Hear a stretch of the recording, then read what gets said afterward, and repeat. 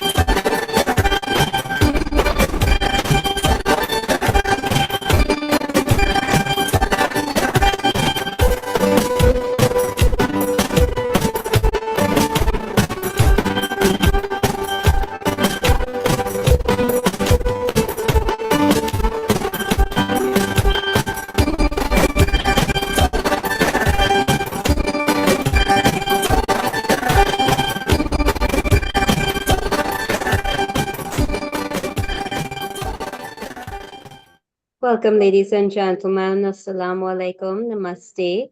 We are pleased to welcome you from all various parts of the world in different time zones. I am Shakira Mohammed from Trinidad and Tobago. I've been affiliated with the ICC for the past 3 years and have been teaching for the past 17 years. Ladies and gentlemen, this is the 231st edition of our ICC Thought Leaders Forum. We wish to sincerely thank all of you who have contributed in whatever way to the success of this ongoing Pan-Indo-Caribbean and Pan-Indian Diaspora Global Project. For 220 unbroken continuous weeks, we have been here every single Sunday. And over the past 4 years, 5 months, and 3 weeks, we have featured 1,053 presenters from all parts of the world, speaking on 230 topics. Ladies and gentlemen, this is a weekly forum being hosted by the Indo-Caribbean Cultural Center, a legally registered research and publishing company operating since 2010. Like today, we often partner with the Amina Ghafoor Institute for the study of indentureship and its legacies, led by Professor David Davidine. In keeping with the spirit of Diwali, the Hindu festival of lights, we would like to play a song now that we hope will fill you with new hope and endless possibilities as we begin a beautiful and blessed Diwali week. Dr. Maharbir?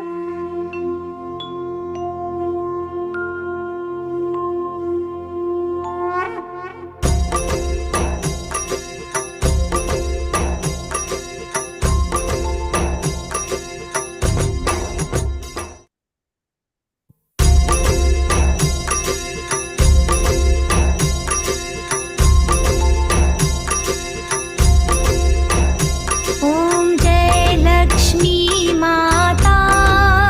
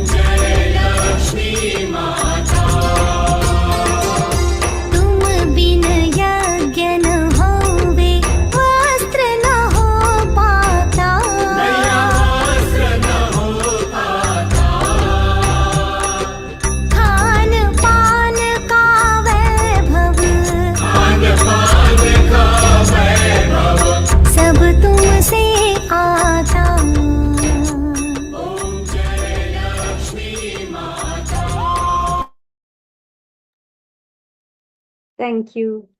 May this Diwali light up your life with health, wealth, and happiness.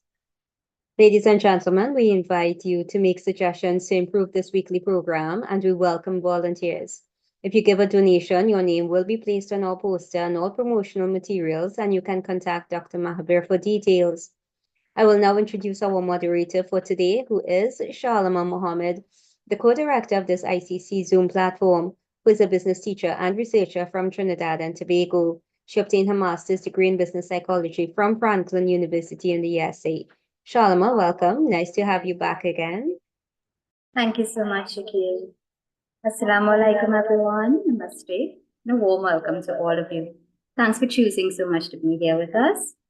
This program is being recorded on Zoom and live streamed on the YouTube channel of the Indo-Caribbean Cultural Center. I want to welcome all of you on YouTube at this time. To avoid intrusions from trolls, our IT manager has muted everyone. So speakers, please do not admit anyone, do not unmute anyone, and do not allow anyone to share your screen. Thanks so much for your cooperation. Today, we are asking significant questions. Should India offer refuge to victimized descendants of indentured laborers in the diaspora? If so, would it be an act of historical responsibility and solidarity? Could extending refuge to these communities, many of whom face discrimination and violence due to the legacy of colonial exploitation, help strengthen India's ties with its diaspora? And how might India balance this gesture with its own domestic resources and immigration policies? What would be the potential benefits for both refugees and the local Indian population? Those are the questions we hope our cadre of esteemed speakers will address today. And I want to welcome our very first speaker, who is no stranger to us. This is Dr. Shushi Gupta of India. She's an historian as well as the producer and director of the film titled Who Am I? The documentary is based on Suriname academic Dr. Murat Hassan Khan's search for his ancestral family in India. Dr. Gupta also created a billboard, which you've already seen. Welcome. You can go ahead and make your presentation for 15 minutes, please. Can you unmute?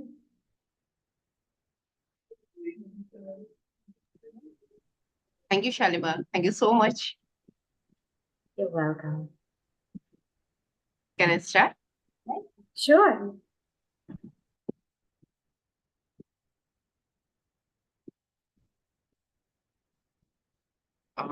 Thank you so much, ICC and AGI, for providing me this platform. Please, first slide. Thank you. The black chapter of India's historical injustice in the name of indentured labor, initiated in the 19th century under the colonial powers as the solution to the labor shortage following the abolition of slavery. Over the course of the approximately 80 years, around 1.2 million Indians were transported to the work of plantation across the Caribbean, South Africa, Fiji, Suriname, Guyana, Trinidad, Tobago, Mauritius, and other regions under the harsh conditions, low wages, and limited rights. But the whole scenario is changed now. At present scenario, there are some hopes by the descendants of Indian indentured laborers from their ancestral motherland, Bharat. Now, primary issue is whether India should extend refuge to the descendants of indentured laborers. Then, what is the role of Bharat in that scenario? What are the moral responsibilities of Bharat? What are the legal and logistical challenges towards Bharat? And what is the current status of communities in their country?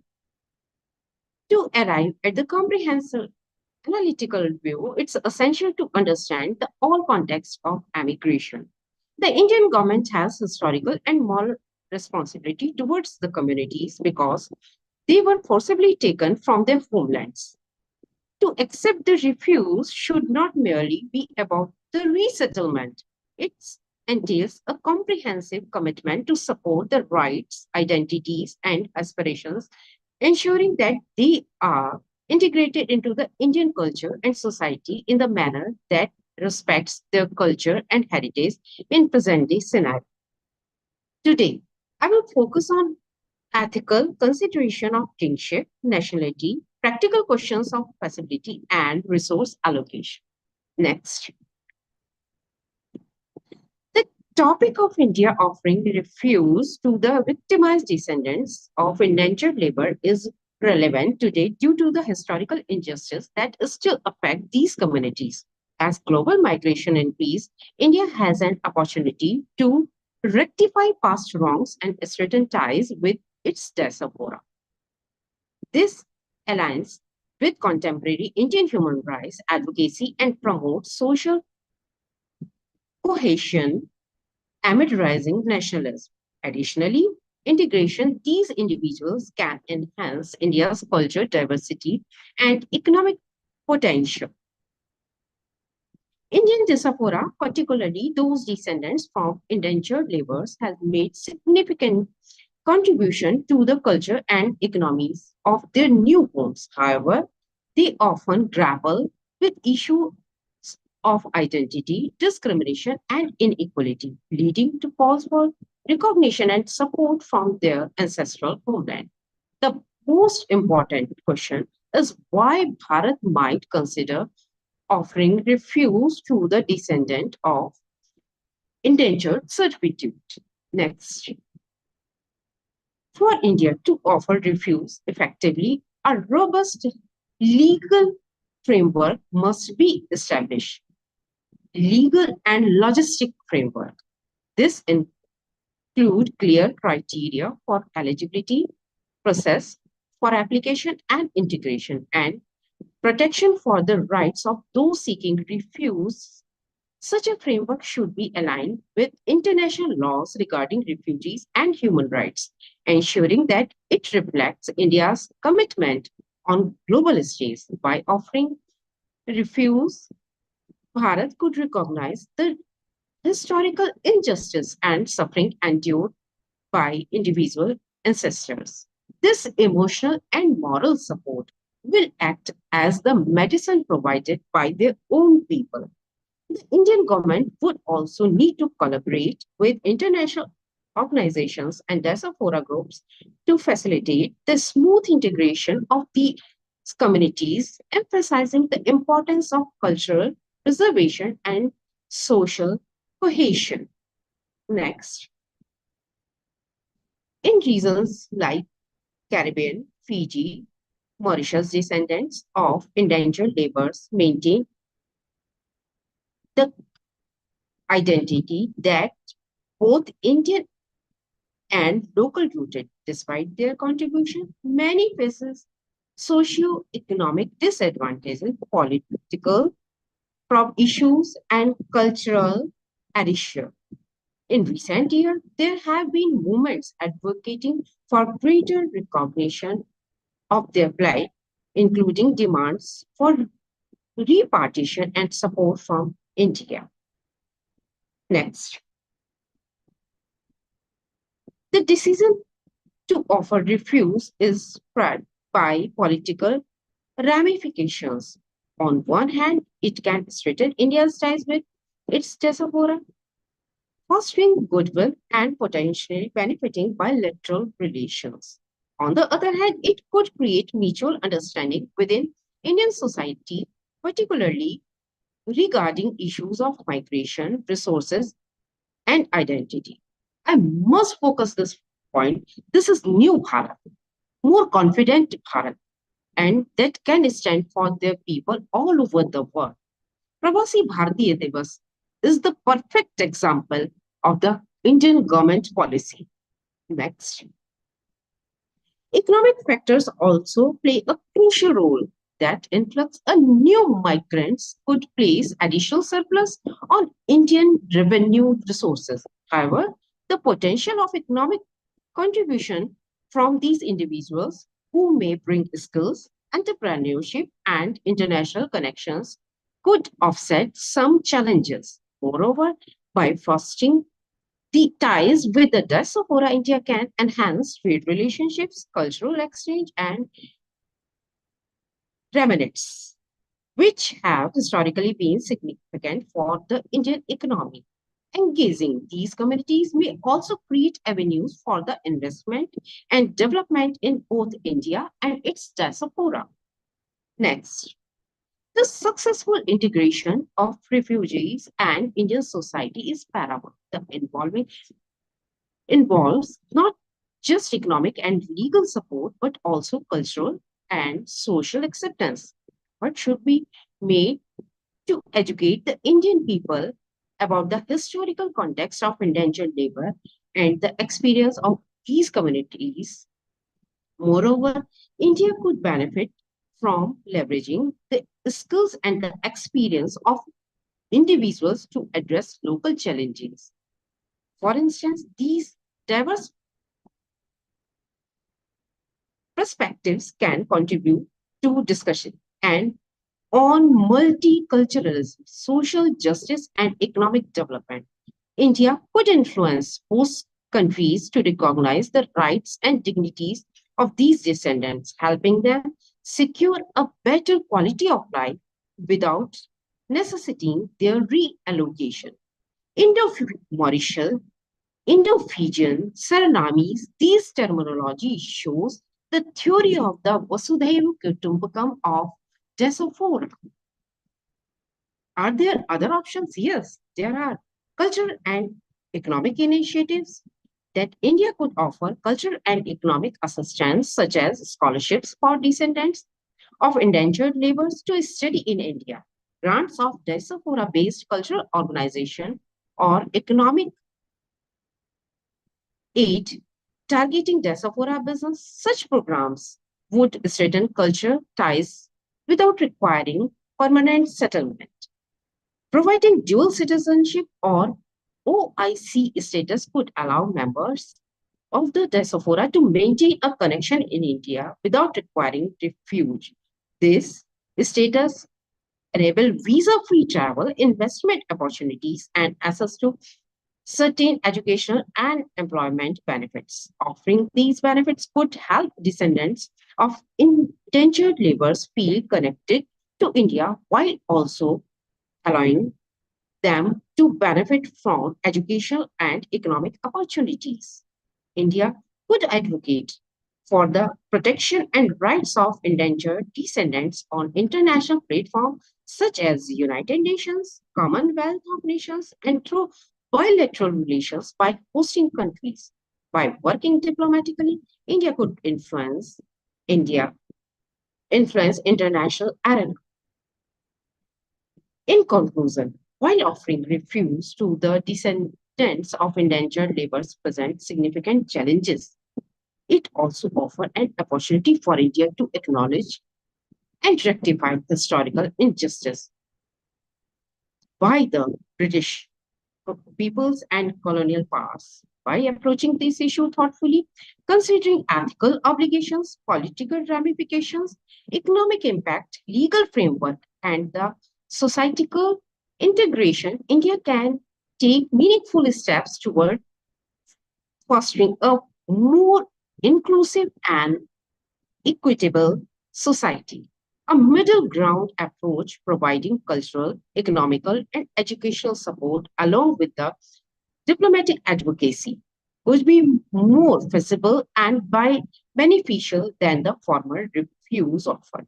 By exploring innovative ways to connect with the support its diaspora, India can honor to shared opportunities and responsibilities with these communities.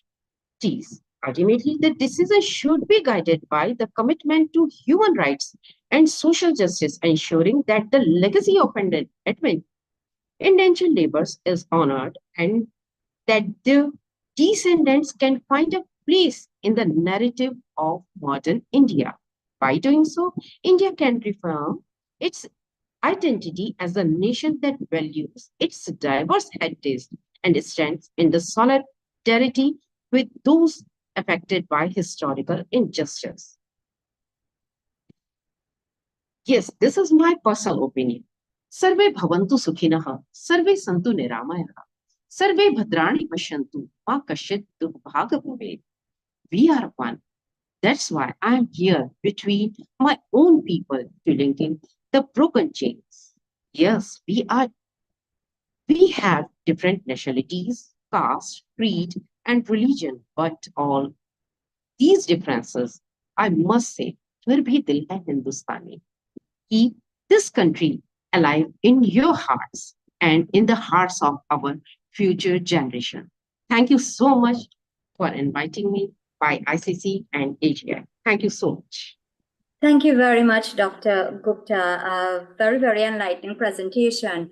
And quite rightfully, Fir Bhi Dil Hai Hindustani. It's how we in the diaspora view India. And I just want to highlight a few things that you said for the benefit of those who came in late. You see indentureship as an historical injustice. You see India as having a responsibility to us in the diaspora. And you've cited many ways in which India can fulfill that responsibility, most significantly to create a legal framework which aligns with international laws regarding refugees and human rights. So I want to thank you very much. Ladies and gentlemen, I want to invite your questions and at this point in time, please raise your electronic hand. You will find that in the reactions button at the base of your computer screen. Let us kindly remember that we have 3 other speakers to come on, so please keep your questions brief and to the point. And while we wait for your raised hands, Dr. Gupta, let me just ask you this. Given that the history of indentureship is largely unknown to the majority of India, how do you think the descendants of those indentured laborers will be accepted by Indians?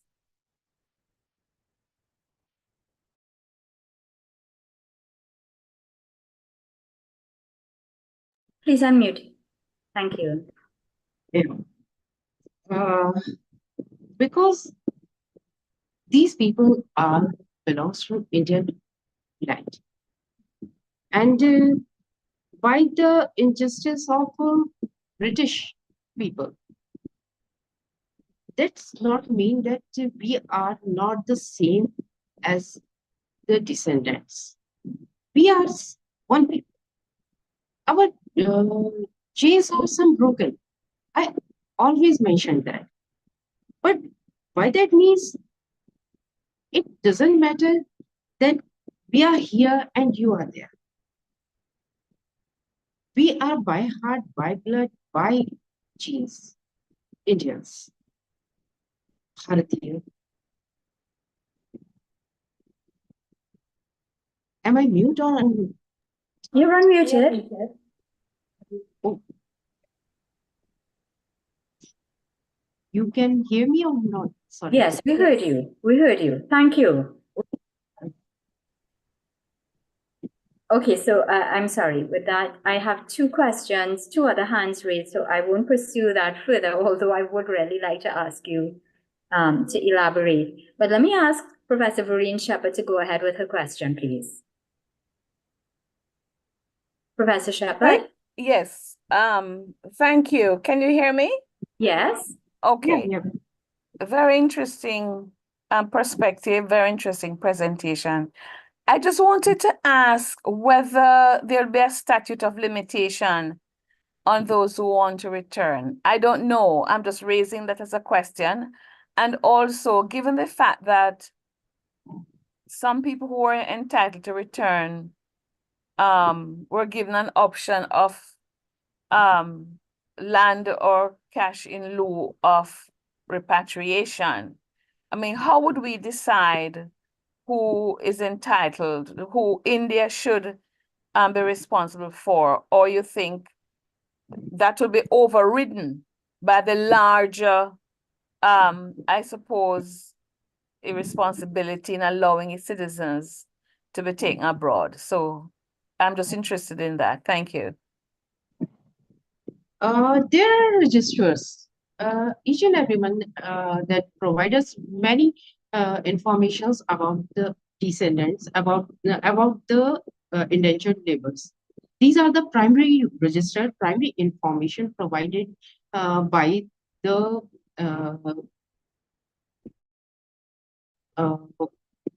indentured laborers. And by these primary evidences, Indian government literally take initiative to provide them more and more facilities and more opportunities to come back and uh, take initiative to part of the Indian society or Indian history or Indian political scenario. Just as I mentioned, Indian Pravasi Divas is a very good platform for the all Pravasis that belongs to India. And if you want to return, there is a different portion in the home ministry also. You can contact them. They will, and ICHR, ISSR, all these government agencies will help you if you want to return India, if you want to uh, exchange any ideas, or you want to find your ancestors in Indian subcontinent. And right now, Indian policies are very, very beneficial for those who want to connect their ancestors and who want to connect Indian subcontinent. You can do, and it is very easy for you to connect. Okay, thank you so much for that info. Jay, please go ahead with your question. A very interesting topic, and the idea behind what Dr. Gupta is asking. And following the last question, is there a large number of Indians who want to go back to India after being colonized for so long and developing in the colonized world? Because I know since Mahatma Gandhi went back to India, after that, the Congress governments had a very friendly, what you call, relationship with all the Indians that were in South Africa, for that matter, because that's where the birthplace of Satyagraha. Now, having said that, Jay, the question is, Jay, please let's just get your question very quickly, please. the question is the number of people in the colonies. What is the stats? How many of them want to go back to live in India? Mm-hmm. Well, I'm not too sure that Dr. Gupta, I don't know whether you have that information. If you don't, I think it's something that we can literally, I haven't possibly that data right now. That is data belong to the Home Ministry and the primary registers of National Archives and ICHHR. And literally, I haven't that data right now. But again, I am saying that if you want to take initiative to come back to India, please contact Home Ministry of India. Please contact ICHR or ISSR. There are many projects are there to help you to find your ancestors and you find your. And there are particular khasras and khatonis. If you want to find out your lands, then if you have khasra and khatoni number, if you haven't registered, don't do that. Only khasra and khatoni number if you have, then you can find out your ancestral land. And there will be then help by our commissioners and DMs. They will help you. No way. But some clues if you have, then you can take them and Indian government will help. Okay, very good. Thank you so much. We have a final question for Dr. Gupta from Gangadas. Please go ahead.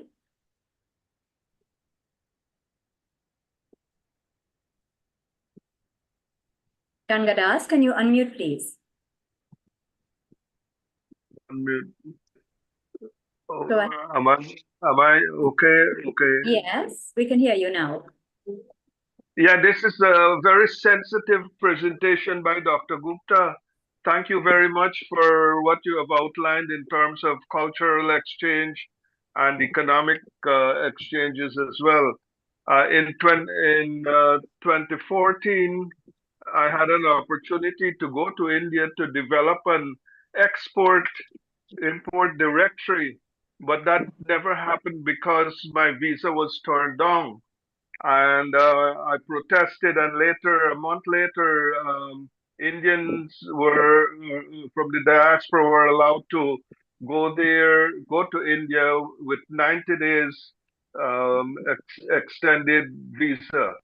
So what is my it's not so much of a question, but a reaction to this suggestion that the diaspora can participate in trade and investment opportunities as well as language education. These are long felt needs throughout the diaspora, and I think we need wide support to make this interaction possible. Trade, investment opportunities, and languages education. I think our Surinamese leaders have articulated this in the past, that there is great need for languages education as well. So trade, investment, and languages education can fulfill our aspirations and allow effective participation in our mutual development. So what do you think of these ideas? Thank you very much. Yeah, it's a very good idea. I also mentioned the same thing, but you mentioned a new aspect, that the education, cultural education or the linguistic education. It's a very good idea if we can promote this idea in our universities, or if we can promote idea with our colleges, then it will be a very good connection between the students and the diaspora descendants children. By this we can contact, and by this we can correlate with each other cultural and communications by that. And economic aspects, I also mentioned in there, economic bilateral aspects are very good promotion platform to provide the all over Indians a very good opportunity. And I think Indian government is also taking an initiative 6th January by the Bharati Pravasi Divas. Why can't we join hand all over the world to take initiative with the Indian government? Excellent. Thank you so much, Dr. Gupta. We appreciate your time and your responses.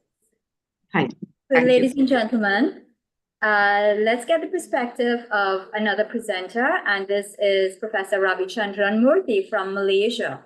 He's a professor of international relations at University Kebangsaan in Malaysia. He serves as the academic advisor to the Global Organization of People of Indian Origin, GOPIO, in Malaysia. Welcome, Professor Murthy. You can do your presentation for 15 minutes, please. Okay, I believe I'm audible. Yes, you are, sir. Welcome. Right. Yeah, thank you so much. Good morning to everybody. My name is Ravi from the National University in Malaysia. On the outset, let me thank the organizers, the Indo-Caribbean Cultural Center, and also Dr. Kumar for the invitation to speak. I come very far from South America. I'm Malaysia. For those who do not know, we are located in Southeast Asia, just above Singapore.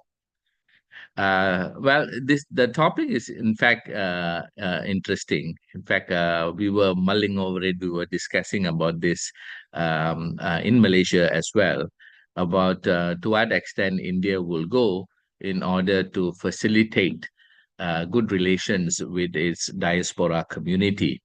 I've had a discussion with the Indian High Commissioner here, and I have also met Jai Shankar several months ago.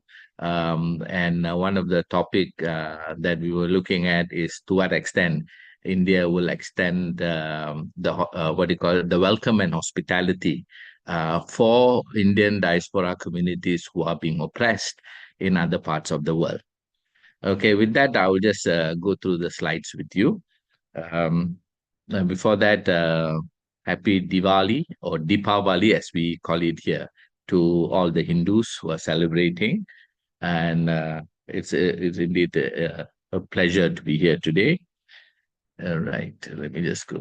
Oh, next, please. Shakila is controlling the thing. Okay. Now, I thought I will just explain, coming from Malaysia, I will just explain a bit on the indenture labor situation in Malaya. Before it became Malaysia, prior to 1963, we were known as Malaya. Malaya is the name given by the British. Okay. To the Peninsular Malaysia. Malaysia is divided into two, Peninsular Malaysia and also two states in the island of Borneo, just beside Brunei. We have Sabah and Sarawak in those two islands. Okay, basically, we were brought in, the South Indian workers from South Indian were brought in to work in British plantation industry in Peninsular Malaysia. There were sugar plantations and later there were rubber plantations. In Malaysia, at one time, were the biggest producers of rubber in the world. No longer, we are producing palm oil. And it was in the 19th and also in the early 20th century. There were also a group of people who came much earlier than that. They were traders from India who traded in the Malay archipelago in Southeast Asia, and some of them domiciled in Malacca, in Malaysia. That's a state called Malacca. And now we have a small community of the Chittis. We call it the Malacca Chittis. These are the heritage community that still reside in Malacca. So the mass, what do you call that, entrance or the mass arrival of Indian laborers came about during that period of time, brought in by the British. Okay, there were two systems that were used. One is the indenture labor system, and the other one is a Kangani system. Kangani is what we call a Mandur. Mandur is a person who actually a supervisor, all right, in the estates. If you were to look at, there's a lot of literature about the Indian indenture labor in Malaya at that time. They were taken from area which are poorest and from the depressed class. So there was a lot of push factors from India, and there was also a promise of greater future in Malaya. So many came. Some were due to correct information, some were false promises, all right? And many of them did not have money to come as well. So the recruiting agents themselves loaned them the money. But in most cases, they were unable to pay back the money. So, the indenture labor or the period of their work in Malaya continued for a longer period. Okay. Then, of course, the British cancelled off, terminated the indenture labor system, and that was replaced by another system called the Kangani system or the supervisor system. Okay, these are basically individuals who are already working in Malaya at that time, from India, who went back to their villages, to their parts, villages in India, and brought back many of their friends and family members to India. This is through the Kangani system. But eventually what had happened was actually even the both system, the laborers were not looked after properly, and there was a lot of cases of malnutrition. There were cases of abuse, in the estates. Okay, but having said that, if you were to look at the Malaysian economy in the 1940s or even earlier, much earlier than that, after the First World War, were largely dependent on the role played by the Indian laborers, especially the plantation workers. And if you were to look at until about the 1970s, Malaysia was pretty much an agriculture-based country. So these are the seeds, the foundation, done by the indentured labor in this country. Yeah. Okay. Then later, when Malaya got their independence in 1957, and later became Malaysia with the inclusion of Singapore and also the two states in Sabah and Sarawak. Then what had happened? The economy started to change. Okay. But many remain in the estates, right, until the mid 70s and early 80s. But then what happened was the fragmentation of the estates. When the British left, they sold it to the Chinese Taukis or the businessmen. So these are smallholder estates. But eventually, these people also sold it, and there was fragmentation of the estates. So when the estates were fragmented, many of these Indians whose skills were only of tapping rubber, right? They did not have much skills because they live in a kind of an domicile and what do you call that?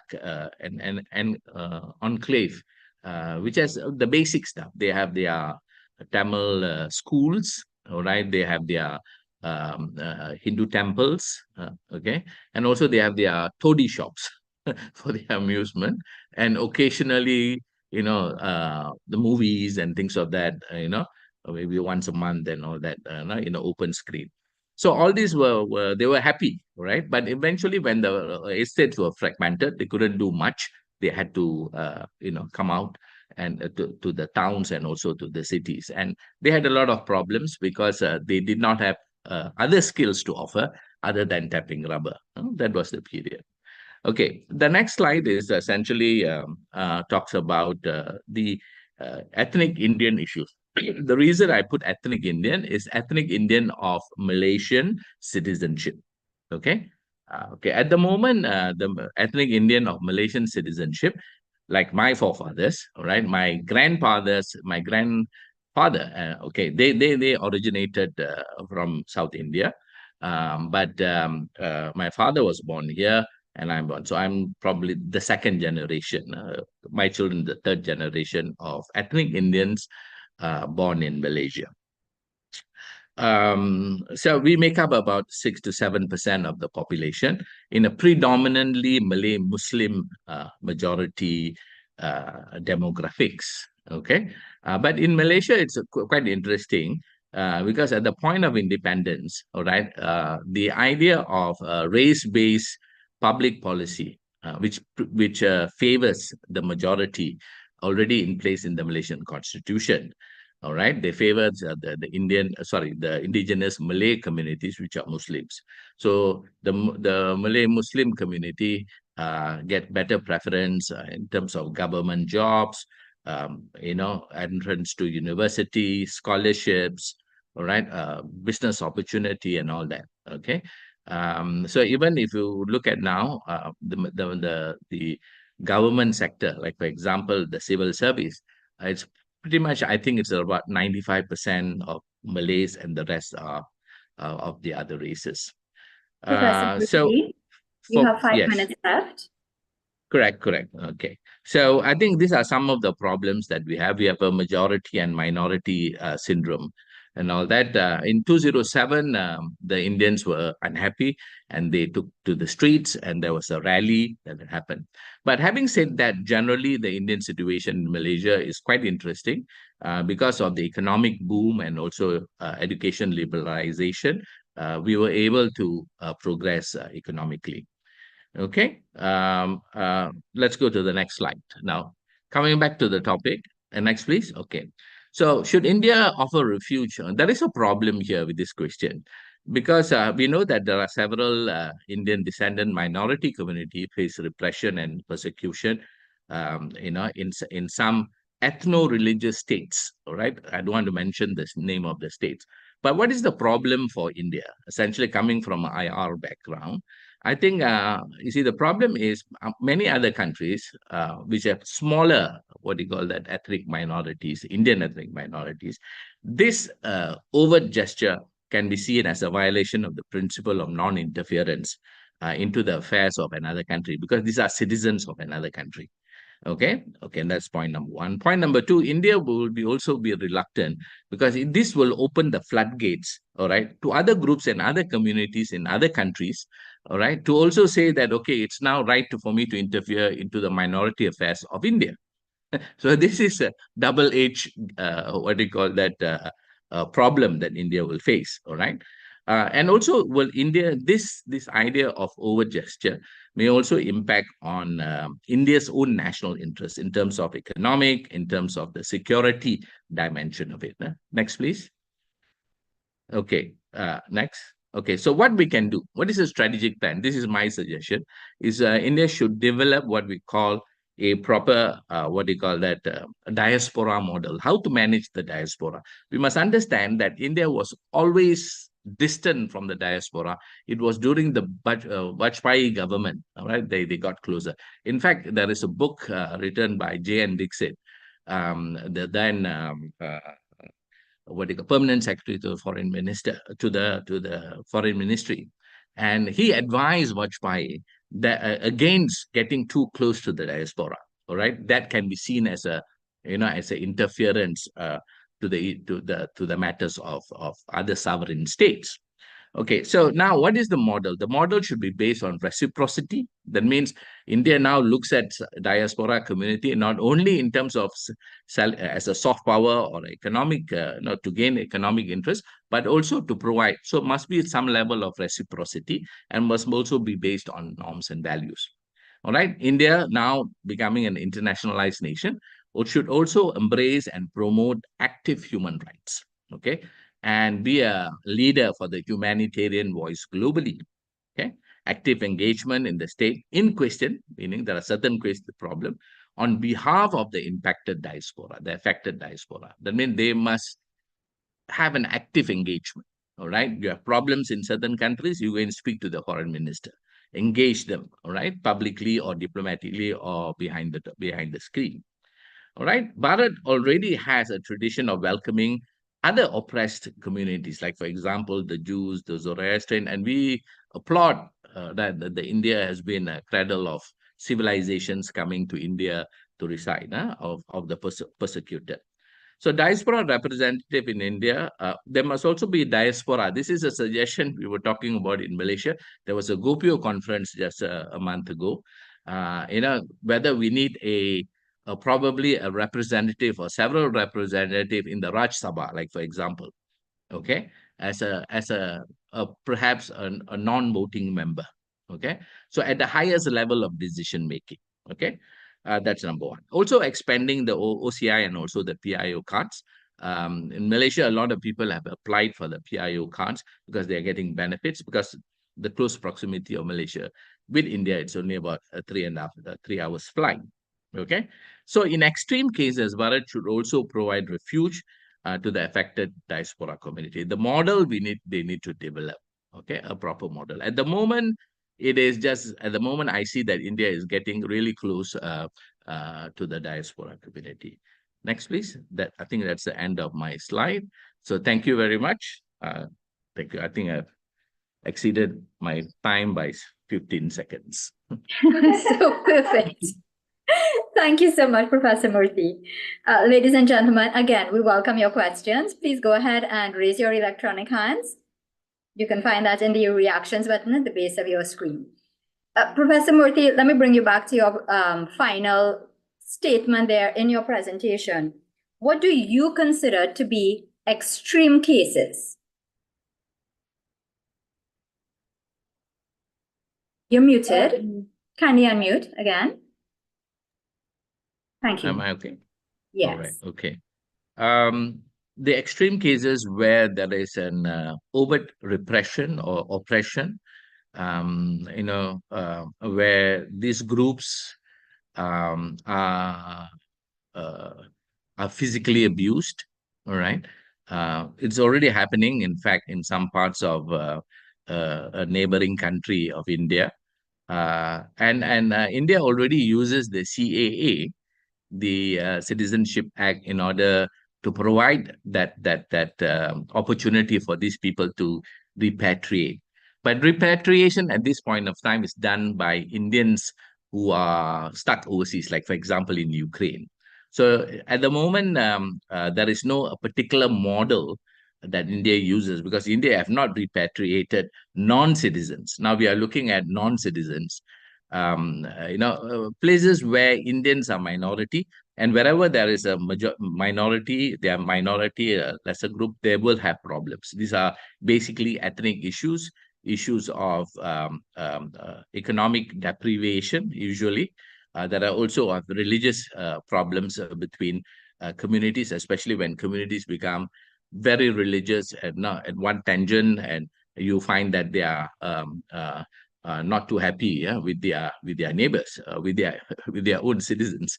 Okay, so this thing happens. All right, now that's the reason that in extreme cases, yes, I think the idea of India becoming closer is very important, but India must also take action based on the humanitarian law, right?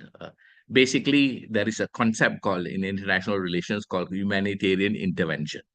But these are sparingly used by states, right, in order to pursue, or rather to forward their own national security interests. The US have done it in Iraq, in the Middle East as well. But the principle, the tenet of international relation is non-interference. So this is how you want to do it, to what extent. I think there is a process. You need to go through diplomacy, you need to engagement, maybe some level of economic pressure or international pressure to governments to conform. The last case scenario will be going in and bringing these people, bringing them back home to motherland. Well, I'm glad you agree with us that it is seen still as the motherland. Thank you very much, Sue. We have a question for you from Satish. Satish, go ahead, please, and unmute.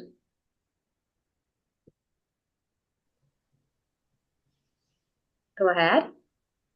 Thank you. Excellent presentation by Professor Ravi. Thank you so much. My brief question, Professor, is do you think, before that, we are aware of the complexity of the situation? Like, no, it's quite a difficult model to create, bringing back all the diaspora community back to India. But do you think the colonizers, like in my case, in Fiji, these are our colonizers, Britain. Do you think they should take responsibility to ensure, like in Fiji, to ensure that now we have the same opportunity and equality at all levels, including politics? Do you think our colonizers should have a hand in that? Well, to give a short answer, they have abandoned us. Okay. In 2007, there was this Hindraf rally in Malaysia. There were groups of Indian people who took to the streets, and there was demonstration.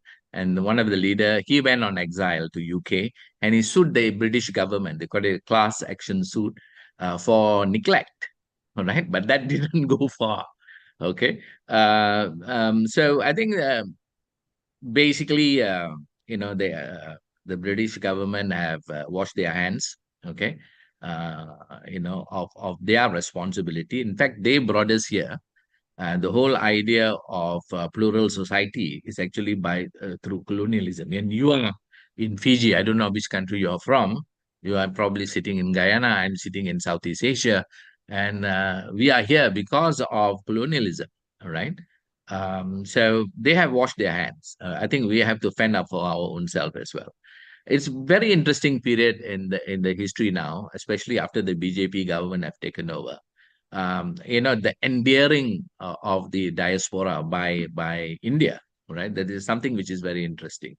You as a member of the PIO card or OCI card, you can enjoy a lot of benefits. You can't vote in India because you're not a citizen, but other than that, you can open a business and stay there for a longer stay and things of that sort. So I think you don't have to have a visa to travel to India.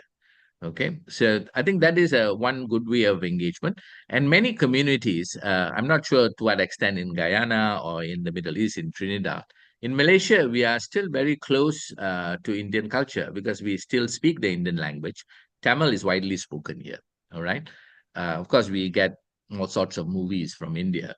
The Hinduism and Tamil and Sikhism and all these are here as well. And we are also sensitive to what's happening in India. Okay. So I think because of that distance and proximity, that we are closely linked with India. I mean, as you said, southern communities have already lost their languages and things like that. As you move further, right, after several generations, you try to embrace India no longer become important. But the idea, the feel-good idea is there, all right? Many smaller communities feel good about India. When India goes, when Jay Shankar speaks something, when Modi, gets a cowboy welcome, the kind of stuff and all that. I mean, we are getting closer to India because one is because of the repression that we face in our own place, that we tend to look at India, the achievement of India is something that something we appreciate. Okay, so I think that psyche is also there, but you must also understand there must be a limitation of that because we are also citizens of another country, and we have the responsibility to contribute to that country as well. And we have done very well. I think the Indians in Malaysia and Singapore, we have contributed tremendously in the economic services sector.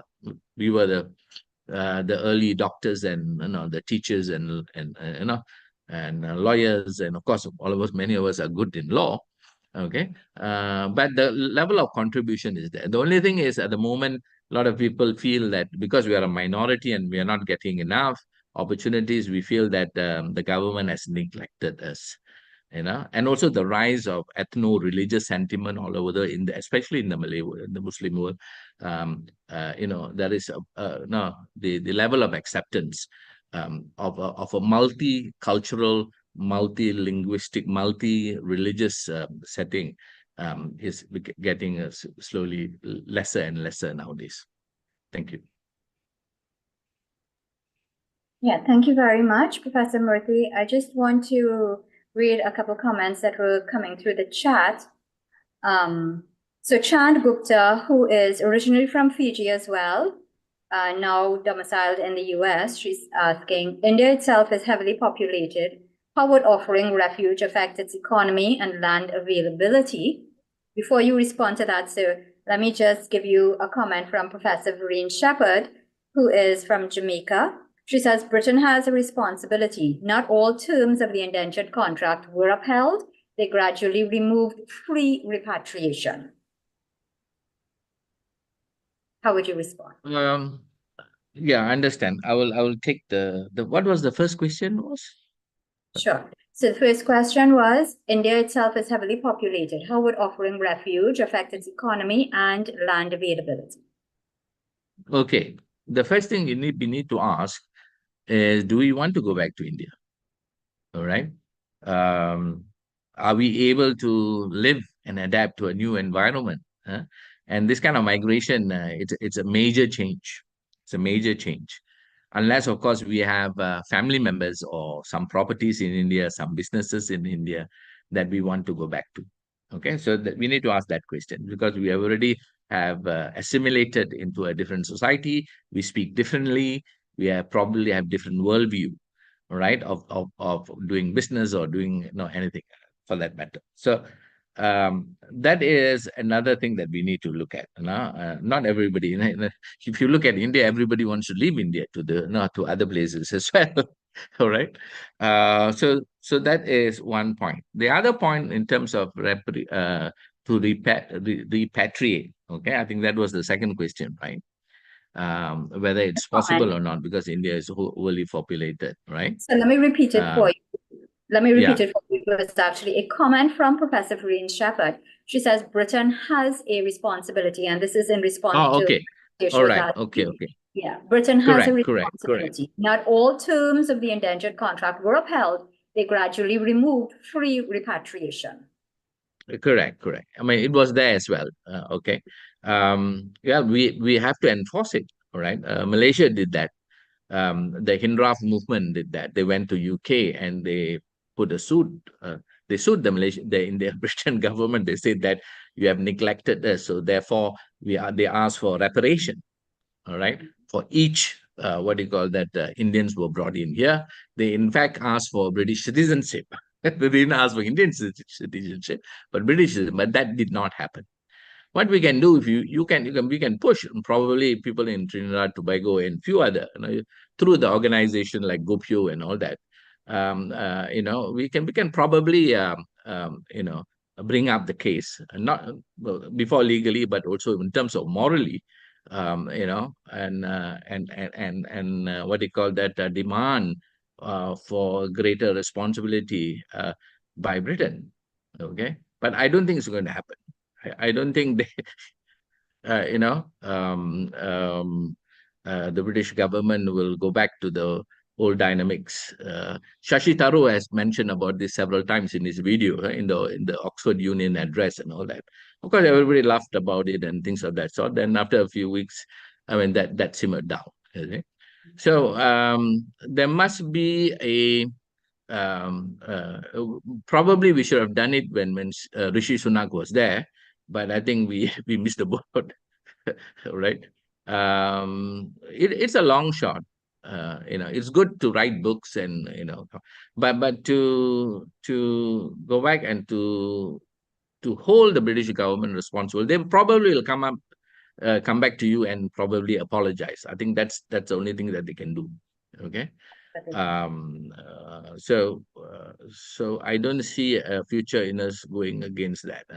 I mean, all of us are either recipient or we are beneficiaries, whether we are victims or beneficiaries of history. We have to accept at certain point and move on.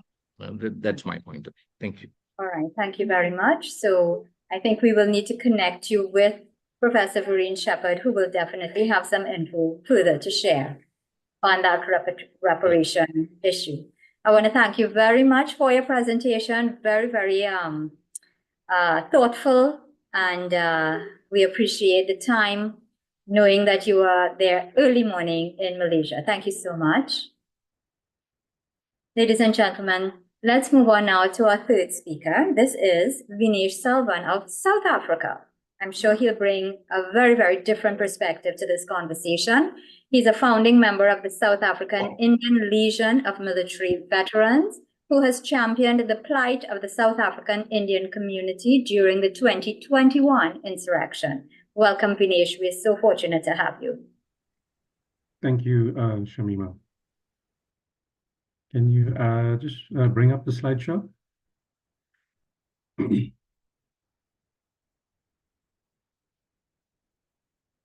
You want to just take it full screen? Thank you. Thank you, everybody, for giving me the opportunity to speak. I've just changed the title a little bit. A homeland for the Indian diaspora displaced by indentured labor. We're just going to go over to the next slide. Okay, just running through the agenda very quickly. We'll cover the reinvention of slavery into indentured labor, and we'll discuss who's the target population, the persecution of Indians, the political leadership regarding Indians, the political divide of the Indian community. And we ask ourselves, are the Indians liberated today since the arrival in post-British colonies? Vinesh, excuse me, may I ask you to just speak up a little bit louder, please, for the benefit of those on YouTube especially? Okay, I'll try my best. Thank you. And then last, we'll discuss the proposal of a homeland. Next slide, please. Can we just go to the next slide?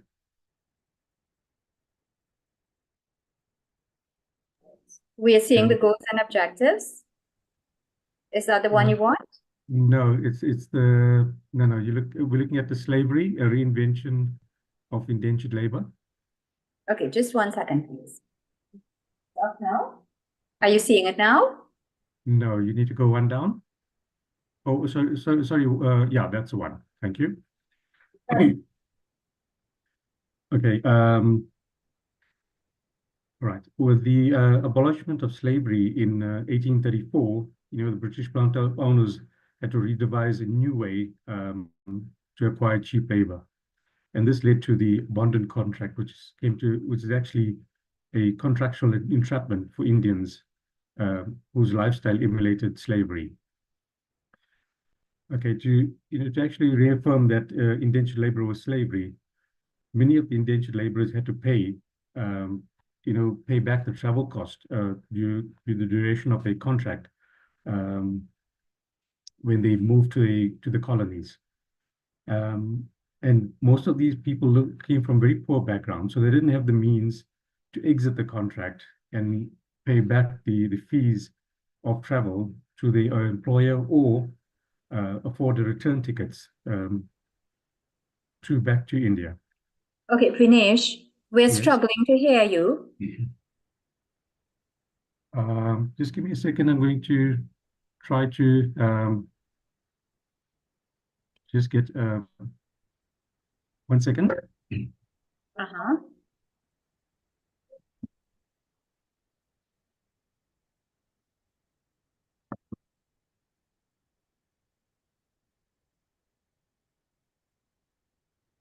Shakira, who is this? Can you hear me now? Yes, continue speaking and we'll let you know. Thanks.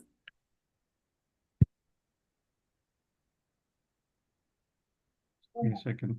I just want to turn this a bit down. Okay. All right. So many of these contracted laborers went to British colonies, and when they found the conditions were emulating slavery, they couldn't afford to pay back the employers, nor could they afford to buy return tickets back to the homeland, India. Bottom line, slavery was renamed indentured labor. Ownership of people was replaced by contractual entrapment, and shackles were replaced by debt. Next slide, please.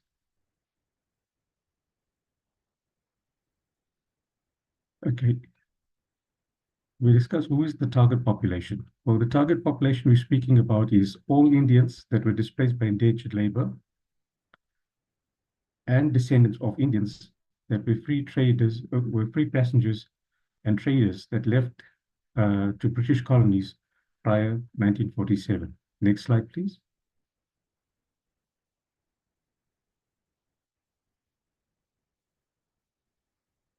And the persecution of indentured laborers of Indians. Well, many of the women that actually were coming from across India to the colonies, especially in South Africa, they were actually raped aboard the ships by one specific captain, British captain. And with humiliation, many of them just jumped overboard and committed suicide. And then the exploitation during the indentured laborship. Laborers were offered low remuneration, they had poor living and working conditions, and this emulated slavery. And after the indentureship, many of them lacked equality and were exploited and didn't have and they had limited rights as citizens in these colonies. Traders were restricted from trading freely in Port Natal. Many of them moved out of Port Natal from British rule into then the Transvaal under the Afrikaner or Boers. Next slide, please. Vinesh, can I ask you, if you're wearing a mic, can you just hold it rather than pin it to your clothing? Just hold it closer to your mouth. Thank you. All right. Okay. We'll look at the persecution of Indians over the last 164 years. In the first riots against Indians took place in 1949, where a thief got into an altercation with a shop assistant, and that led to a riot where Indians were targeted. 36 years later, in 1985, Indians were targeted again. And you'll see on the slide on the right-hand side, there's a cracked windscreen with the family in it. I've interviewed a policeman on this and members of the community of Inanda.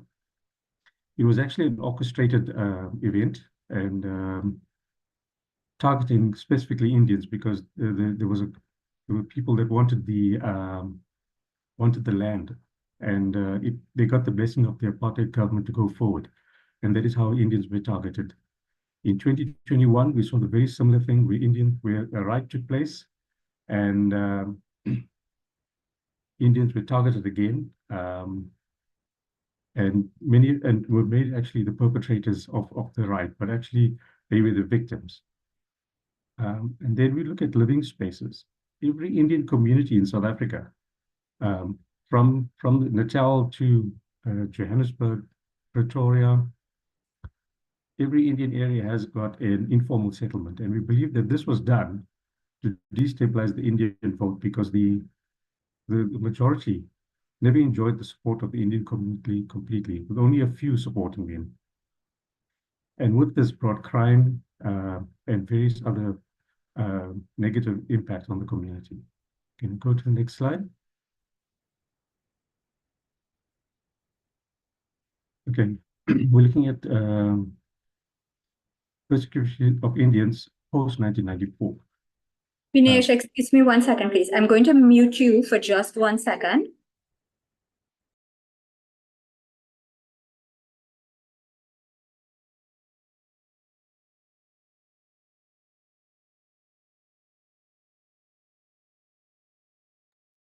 Vinesh, can you just respond to your phone, please?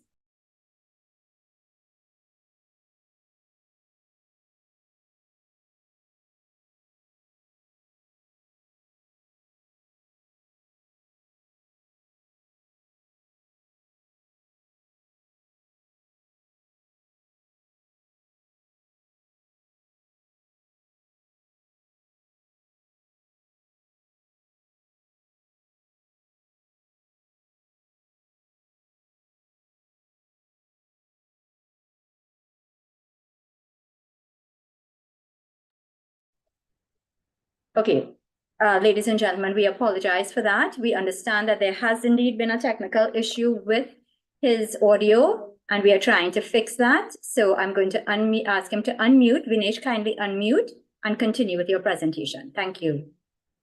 Okay, thank you. Can you hear me now? A little bit better. Maybe you're a little too high now. Just hold it closer to your mouth. You need to speak louder, louder. Yeah. All right. Okay.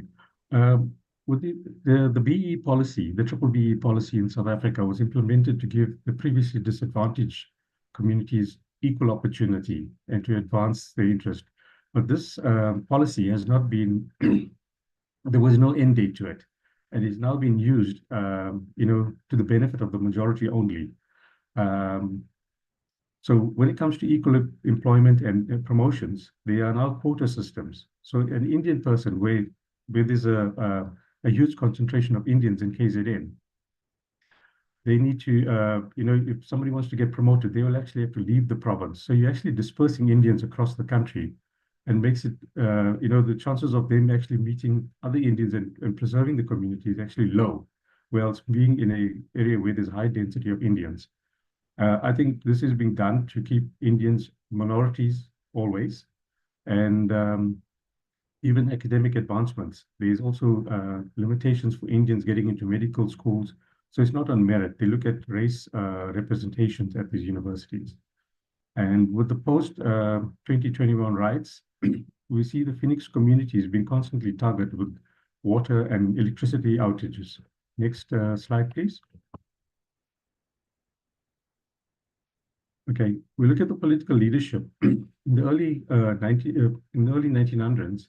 The Indians were always championing equality.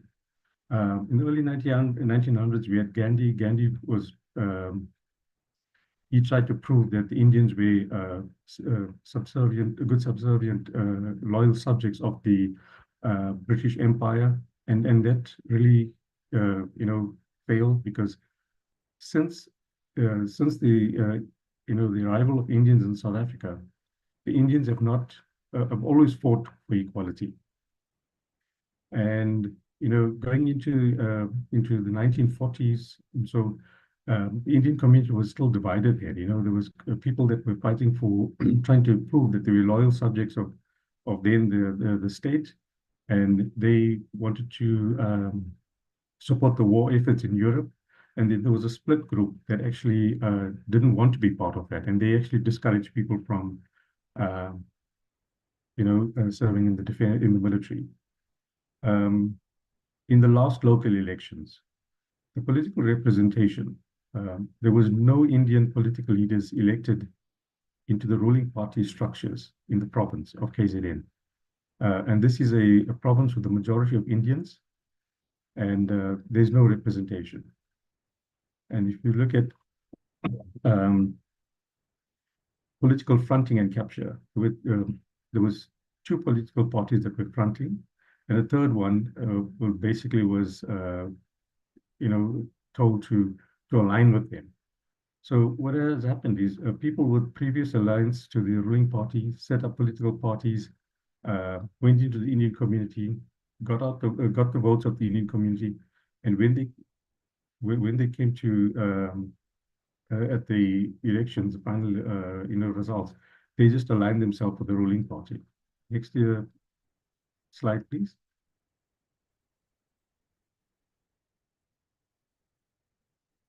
Next slide, please. Okay. So since the arrival of Indians in South Africa, there's always been people on both sides, some working with the authorities and some working against the authorities.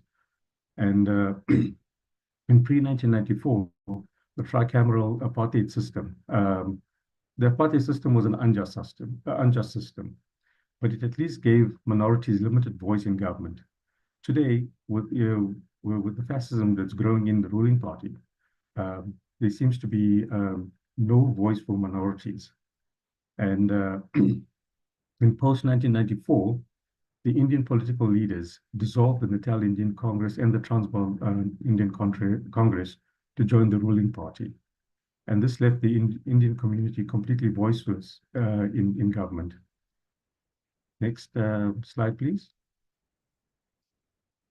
Okay, if you look between 1860, the arrival of Indians in South Africa, to 1910, under the British rule, there's been, Indians have not been liberated, neither did they get equal status.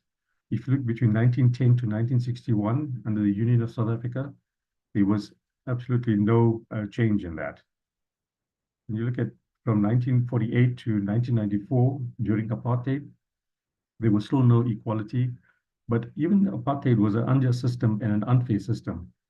Indians were still a little bit better off than what they are today in terms of safety, in terms of their living spaces, and in terms of employment. In 1994 to present day, we see that we're starting to move backwards. At the change at 1994, there was improvement with the Indian community, getting equal opportunity, but slowly that has started to change. And if you look at it from the time we arrival of South Africa to present day, 164 of continuous oppression, marginalization, and discrimination. And with our forefathers working with and against the authorities, we still have no change. There must be a different solution. Next slide, please. We're talking of a proposal of a homeland. Okay, so this concept, people say, no, this is something radical. It's not. In South Africa, we have it already in place, and the concepts exist and are functional, but it's only to the benefit of few. The Black communities have exclusive tribal land, and this was gained during the apartheid system, where Black communities have their own land that they can settle in and enjoy life as a community. And government has even gone to putting an act in place that give traditional leaders powers, to influence on a provincial and national government levels. Then you got the white community on their own initiative have set up a town called Orania, and it's exclusive for whites, and they've been living in their close community. So the Indians, they've been completely excluded from this. And sorry, can you hear me? Yes. All right. Okay. Should we move the slide? No, one second. See, Dr. Kumar was trying to call me. Okay. So the proposal for a homeland, and I'm not saying that people should rise up or protest or fight any authority. I'm just saying that those that were affected by indentured labor should come together, find a region to relocate to, and build a society free of persecution, marginalization, and discrimination. So the idea is not to displace anyone or take up arms. It's just to create a place where the Indians who were displaced by indentured labor can live without persecution. Because we need to stop the cycle. 164 years, many efforts have been made, and we've not have changed since. So I think if we do achieve it, the plight of Indians can change within one generation. Thank you. Thank you very much, Vinesh. Thank you. So your thoughts about homeland is well known to us at the ICC, and we thank you for that. But can you please give us your opinion about whether or not India is the place that should be providing that homeland? I think we evolve differently, in terms of culture, and I don't think many people want to go to India because India is overpopulated. And as one of the gentlemen mentioned on the comment section, that the availability of land. So I think if the Indian community, the first thing needs to happen is the Indian community displaced by indentured labor need to first come together without the influence of India or any other state. And those individuals need to decide what is the way forward. Finding a region that's going to welcome the community where we can establish infrastructure. There must be a strategy for a mass migration. There were some individuals, which I was also part of that group, that applied their minds to a mass migration and to look at resettlement for the community. But as I said, it first has to be done on a political level from the country of resettlement.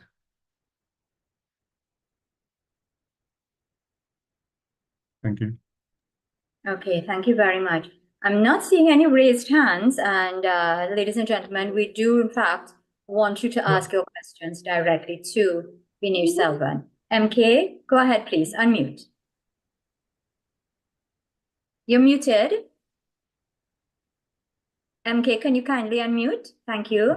Hello, can you hear me? Yes, we're hearing you now. Selvan, thank you very much. Lovely to hear you and see you. I think you were responsible for me getting into contact with the Trinidadians. I'm grateful to you. I just wanted to make one or two small points. I see a lot of diasporic responses to this issue. But this issue is not new. This issue came up in East Africa in 1948-49, when Nehru sent his ambassador up a punt to tell the Indians of Kenya or East Africa that they must not look to India for the future. They belong to Africa. Their destiny is with the Africans. They have to throw the lot in with their new reality that had taken place. I think in the last 71 years or last 75 years, there's been a lot of developments. And even at the time of the Ugandan crisis, if you asked many Indians who wanted to go back to India, there was not that tremendous enthusiasm. I think we need to be more realistic. That is the fate of the Indians to stay in the countries where they are today and play a more critical democratic role, a more proactive role, or should they give up that role and look at India as the destiny to which they are going to? I think in that type of discourse, one needs to understand what is India's present approach. Would they welcome that type of a possibility, number one? Number two, after the way Indians have developed in over 19 countries of the world, are they ready to go and settle in India? And can India absorb this type of new population? I think these type of things cannot remain in an abstraction, number one. Number two, MK, in the interest of time, can you please just ask your question directly to Vinesh if there's a question? Vinesh, what are your thoughts on this? Do you see any practical way forward of getting all parties to feel much more closer to this possibility, or is this too abstract?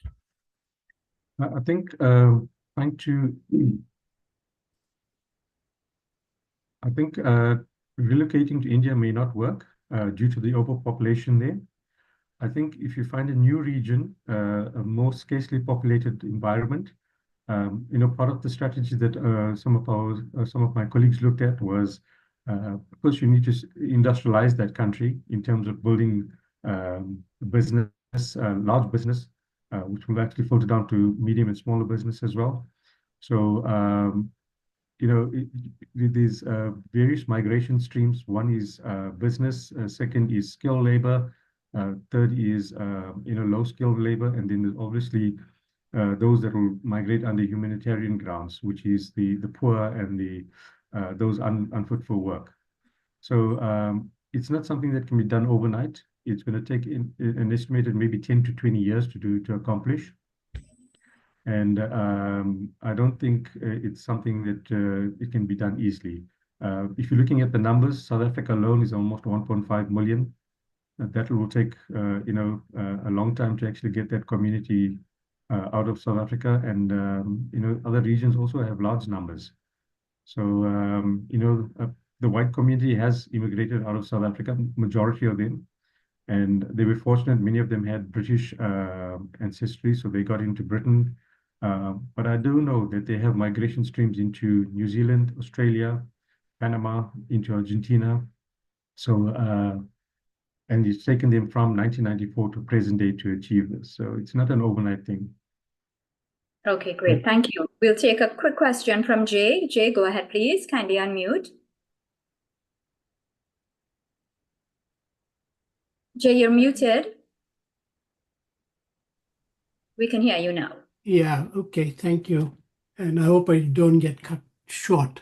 Vinesh and I, we chatted some time ago, and your position was opposite to my position, because I've grown up through the area of homelands and Bantustans and all that, and we fought it. We don't want to live separately. We wanted to be included, and that is why the Indian Congress was part of the ANC movement. Now I know we've got no leaders in South Africa, but the very fact that India has got nothing to do with us to begin with, but the people of South Africa of Indian extraction are all enjoying OCI permits or passes to enjoy the pleasures of India. And India welcomes that because they love the money coming into the country. And then the business community has established businesses in trading goods from India to South Africa. And there's a lot of business people in South Africa. And the other businessmen have left and gone to New Zealand, Australia, and the other parts of the world. So having said that, your position of a homeland like Orania will never work, because the Indian community is not united. And being not ununited and broken up is because of the pleasures of the House of Delegates and the Indian Council, because I went through all that. And that is why I'm sitting in Canada. Today, Canada and India are in a fight because they are sending people and killing Indians in our... This is my country now. Thank you very much, Jay, for your contribution. We have Vereen Shepherd waiting to ask a question, and we have another speaker to come on, and it is now 4:33. Professor Shepherd, please unmute. Go ahead with your question.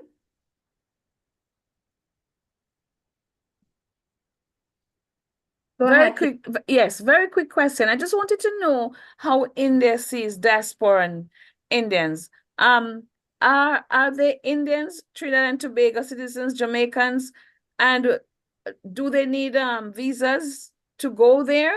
How are they seen? As foreigners or as Indians or diasporan Indians? I'm just curious. I don't know the answer. So maybe our next speaker, Dr. Peggy, will answer that, because she's a Trinidadian who has migrated to India. Excellent. So thank you very much, Dr. Shepherd. Vinesh, do you have any closing comments, or can we simply move on? No, I'm fine. Thank you. You can move on. Excellent. I want to thank you very much for your time and for your contribution. Excellent presentation. And thank you so much for sharing the South African position on this.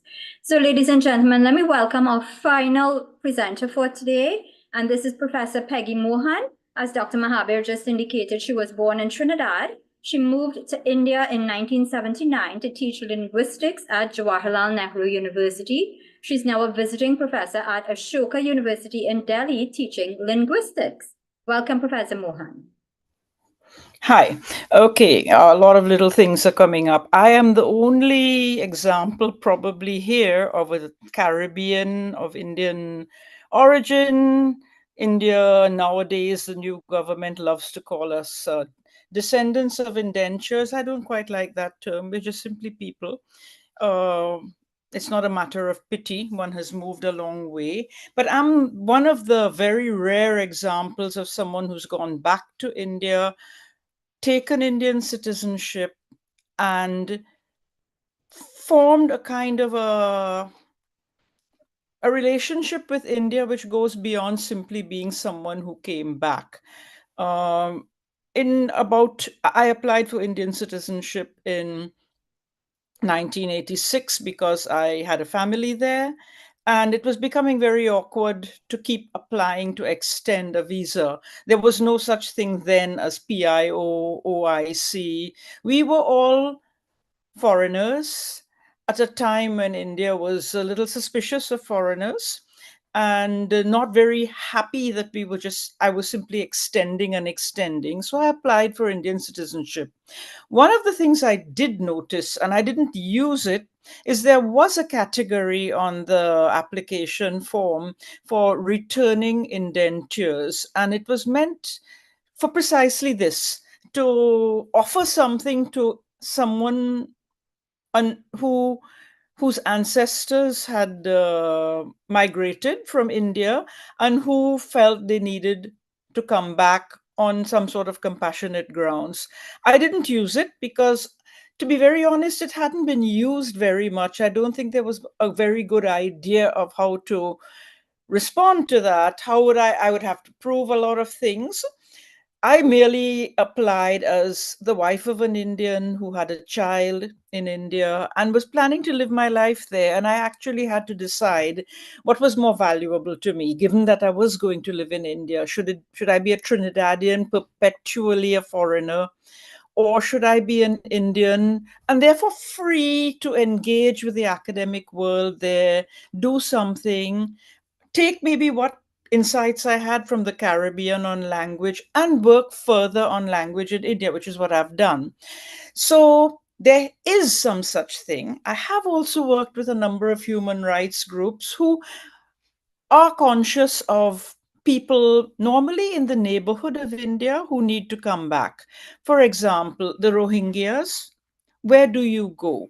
When it's walkable to move from another place into India, crossing a border, people do. India at the time of the Bangladesh 1971, I think it was, took in 10 million refugees, of which 7 million returned, but 3 million stayed.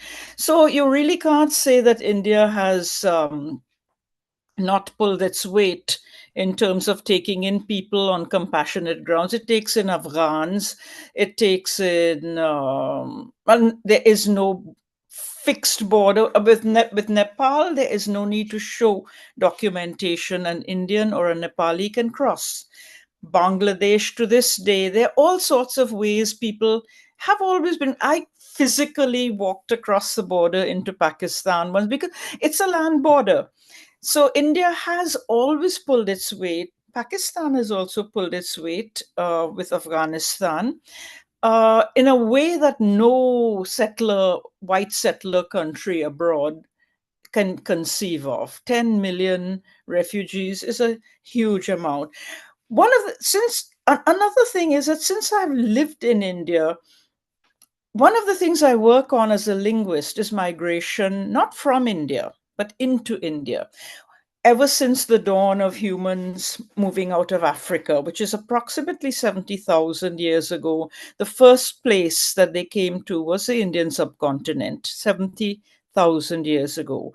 Since then, India has always been a destination for migrants, not a source of migration until really the time of the British and taking labor to the colonies.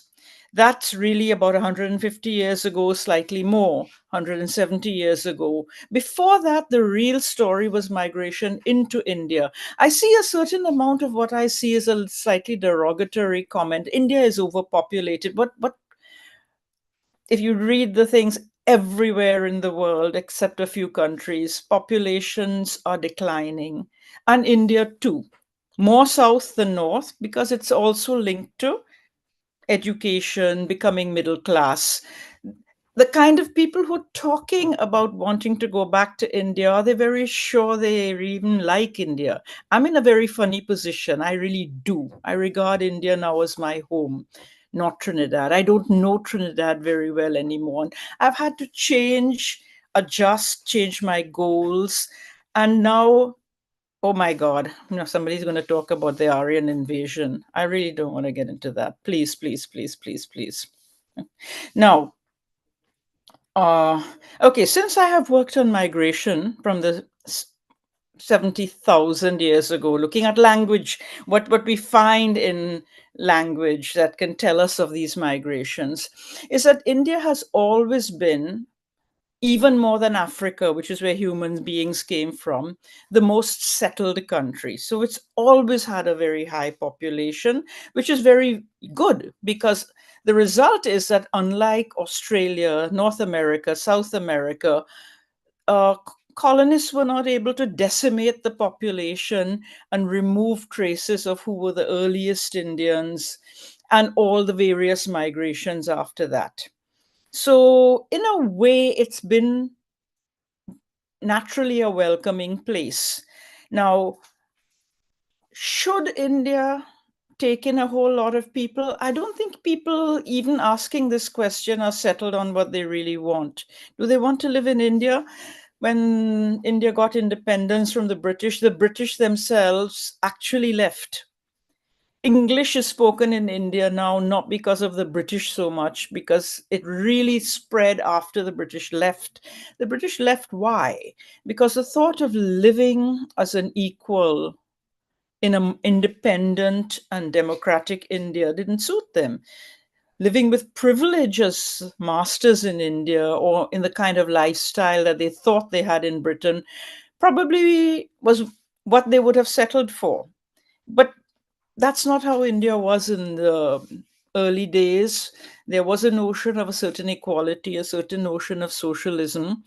And you really did feel a big dip in your standard of living when you moved back. I moved back in 1979.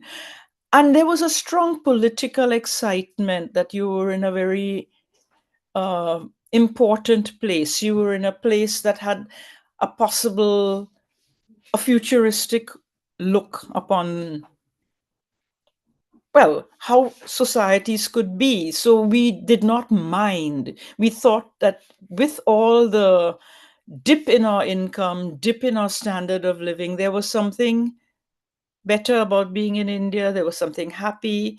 And now, of course, it's completely home to me. I have a very different perspective, which I'd like to say is the perspective that you should have if you really want to go and settle in India.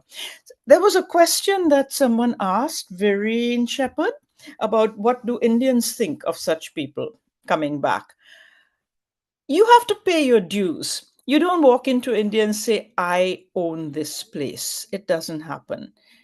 I've paid my dues over a very long period of time, with the result that now I'm free to talk about Indian languages as an authority on the history of Indian languages. And when people come in thinking that they've studied Hindi or they've studied this or that and are definitely going to belong, they really don't get the kind of importance that they think they're going to get, because India is a very complicated mosaic of all sorts of people. Which is the group you belong in? How do we slot you? How do we understand who you are? It's like in Trinidad. Which school did you go to? What is your little history? How do we place you? And are you Indian? Now, yes, I am. I have an Indian passport. I have a home in India. I have a history, a family history. But India would like to place you. You go in, say, with a Surinamese accent, speaking carefully formulated Hindi sentences, you stand out. You stand out as a foreigner. India has not been a place like the settler colonies of encouraging vast migrations in recently. It did that in a more informal way over the millennia.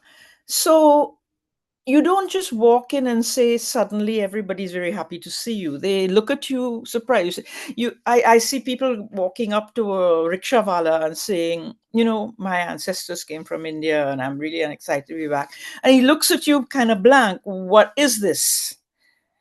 They don't know, or if they do have some idea about it, it's a sort of a little thought that you have to nurture, and you say, we went about 150 years back or 140 years back.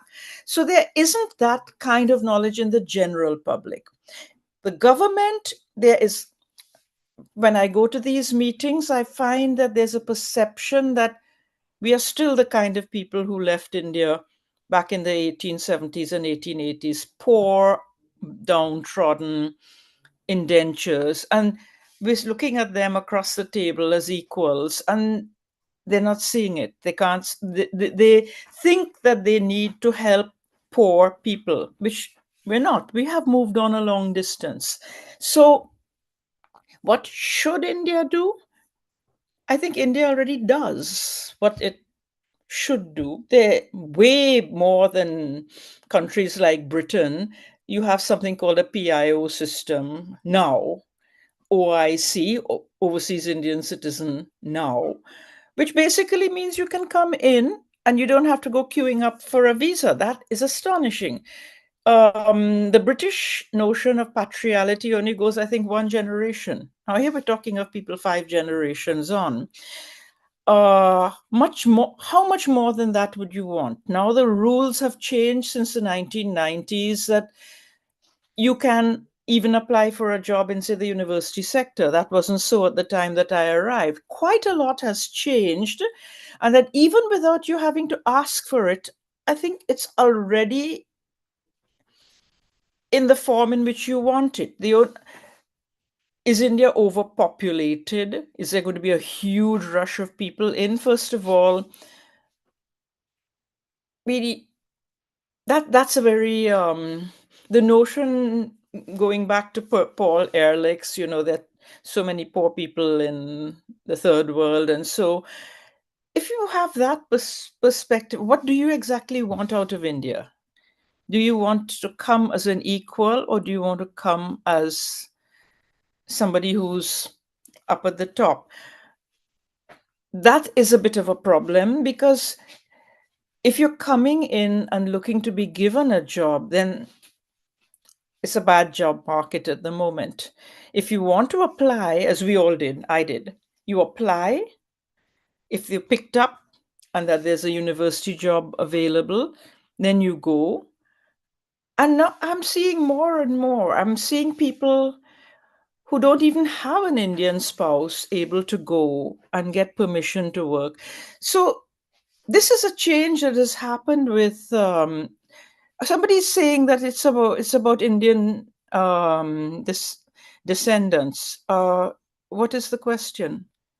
That someone has to apply. If you don't apply, then the question doesn't arise. Do you want to go? Are you applying? Are you checking? Are you looking for a job? Are you looking for accommodation? That's probably what it can be. But as to encouraging people to be in even more danger abroad by working on encouraging feelings of disaffection, are you ready to do everything that it takes to protect such people? No country is, or no country is. The most they ever say is, American citizens, please leave this country. Canadian citizens, please leave this country. That's about all I can see. But as to what should happen, and people of Indian origin, the first thing they ask is, now, how do you prove it? You have to go looking for your documents of who came. And often people do have those. I mean, I, for example, do have mine. But it isn't even necessary to do that.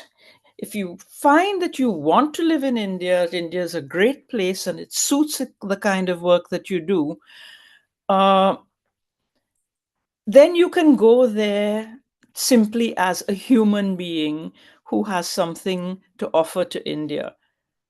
And I'm very happy to see this kind of change, because so in the past, Indians wanting to go back from, who were born in India, who were professors, say, in the US, had the issue that what to do with their wife if their wife was not Indian. Now that's not a problem anymore. So quite a lot has opened up. You need to know that times have changed quite a lot. And so I don't see where the big problem arises.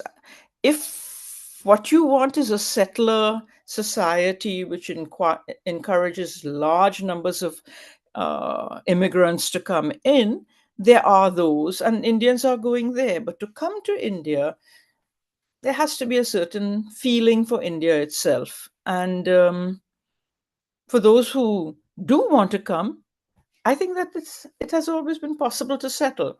As I said, it's been the most welcoming place on the planet from the time of humanity moving out of Africa, which is why it is, as some people have said here, overpopulated. Their populations come and don't leave because they settle. Okay? So I don't know where to take it beyond that. I am not the Indian government to push. I am just someone in a very in-between situation, both Trinidadian, who had no problem with Trinidad, and Indian, who envisages living there the rest of my life. And I think that the only thing is that I was not aware that many people felt so unhappy where they were, that like the Rohingyas, during the Bangladesh war, they were desperate to come. And whenever people have been desperate to come to India, they have. And I remember my father-in-law coming home one night, my husband told me, saying, oh, I have to build a refugee center. And he just calmly had his dinner and went back and built a refugee center with the engineering department of his state, and didn't think a thing of it. It's the way things have always been done. Yeah. All right, Professor Mohan, I want to thank you very much for your personal history in terms of resettlement in India, and for a thought-provoking presentation. Ladies and gentlemen, we invite your questions now. And again, I invite you to raise your hand. We have just about 7 minutes left in the program.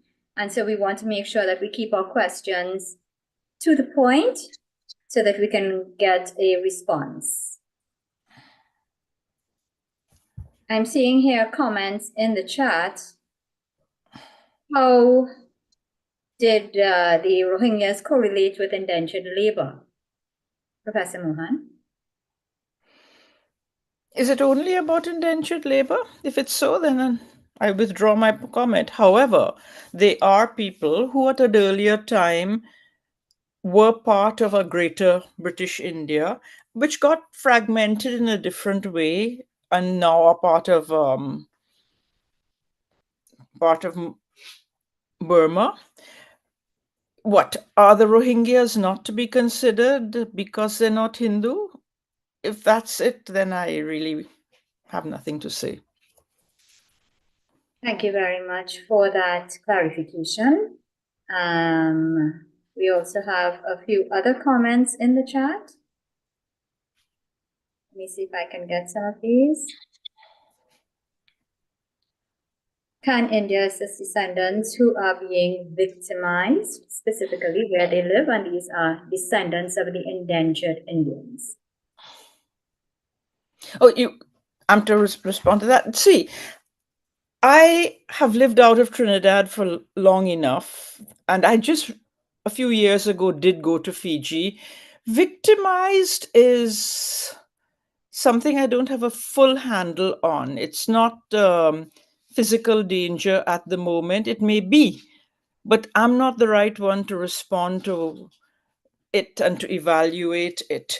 If you feel that you're in such danger in the place that you're living, and that the usual routes back to North America, Britain, Australia, New Zealand are close to you, and you have a feeling about India that is very special, and that you have something not merely to take but also to give. And I mean in terms of your commitment, not just your money. Or in my case, my entire career has been pushed towards issues to do with language and migration in India. If you want that, then obviously it's not even a question. Yes, of course you come to India. But I don't fully understand sitting there or sitting in Trinidad, the notion of such intense victimization that you would cross half the planet to go there. It's not the same as just running across a land border. It's a huge step. And if you're willing to take that step, then I'm quite sure as a PIO, you don't even have to think about whether you're allowed. You are. Professor Mohan, based on your experience, can you please tell us where in India would be an appropriate space for example, victimized descendants who may want to move in terms of a settlement? Why a settlement? Why not like if you go to Canada, you don't go as a settlement for only Indians of one kind. Or no, you say, I want a job. I'm planning to work here. I would like to buy a house here. And you integrate. I don't think that India is thinking that it would like to, well, I'm no one to speak for the government, but my personal opinion on how you move to a country is you move in and you integrate. And if you don't think you want to integrate in India, I'm not very sure. What do you want? Why do you want to be in India? If you don't like Indian people, Indian jobs, and the Indian society, you move in and you completely become a part of it. You don't need a dedicated, but of course there are things like refugee camps for short-term things, but those refugees also moved in and integrated. I don't think we could even find them right now if we looked. They're part of India. All right, thank you. Dr. Mahabir, did you have a question? Yes. Thank you very much, Professor Peggy, for that very interesting testimony. But where in India do you feel, you being a Trinidadian, born Trinidad like me, where do you feel we'll be most comfortable with our own values and culture in Trinidad? There's some similarity, some connection we can make. Where in India? I'm Bihar, Uttar comfortable. Pradesh? Strangely, where I'm comfortable is where I am right now, my home in Delhi, which is not where my family came from. I'm sorry if I'm not giving you the kind of answers that you want. Somebody wants me to stick to. Professor Shepard said I've avoided the question. I'm really sorry. I think you next time, please stick to people who have perspective only on indentures and not on whatever it is I have to offer. I'm very sorry for letting you down. There's no need for an apology, Professor Mohan. We really want to thank you very much for sharing your testimony. it is not something that any of the other speakers would have been able to bring to the table. I'm certain we would have gotten information from you that we did not receive in any other form from anybody else. So I want to thank you very much for bringing a perspective to us that we had not considered, and especially your testimony. Thank you so much. Thank you. Ladies and gentlemen, it is now 5 p.m. and we really appreciate all of you all for being here. I want to thank especially our speakers for their time, their expertise, all of our speakers, and especially noting that you all are coming from so many different time zones where it's actually very late on Monday as well. So to all our participants as well, thank you very much. We hope that we've brought some degree of enlightenment to you, and we hope that this topic will give you further food for thought. Thank you very much. I'll close the program here and I'll ask Shakira to bring it to a formal close. Thank you, Shalama, and thank you all for taking the time to attend and to participate. As we've said earlier, this public meeting is being hosted by the Indo-Caribbean Cultural Center, and like today, we often partner with the Amina Ghafoor Institute for the Study of Indentureship and its Legacies, led by Professor David Abidine. And you can feel free to contact the ICC to publish your books or reports. Remember that we are asking you to kindly give us your suggestions. If you give a donation, your name will be placed on all poster and all promotional materials, and you can contact Dr. Mahabir for details. Our topic next Sunday is the very popular continuation of our conversations with Indian elders in the diaspora. We want to thank our advisory and planning team led by Dr. Kumar Mahabir, our IT consultants, Daryl Grantham and Navin Mangal, who has been advising on recording the program, which will be uploaded to our website and to YouTube permanently for posterity. And thanks again to Daryl for designing the poster and Ravin Ramsingh for doing the social media marketing, and Miri Mohammed for producing our TikTok videos. So please visit, like, and subscribe to our YouTube channel to see all our past recordings. I am Shakira Mohammed from Trinidad and Tobago saying goodbye. May God bless you all. Dhanyavad.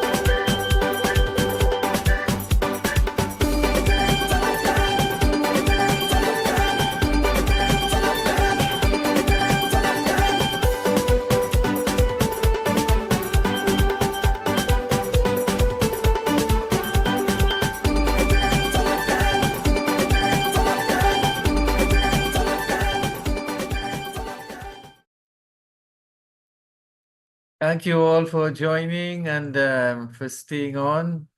If there are any questions, I saw a couple of people who came late. Michael, you want to say anything?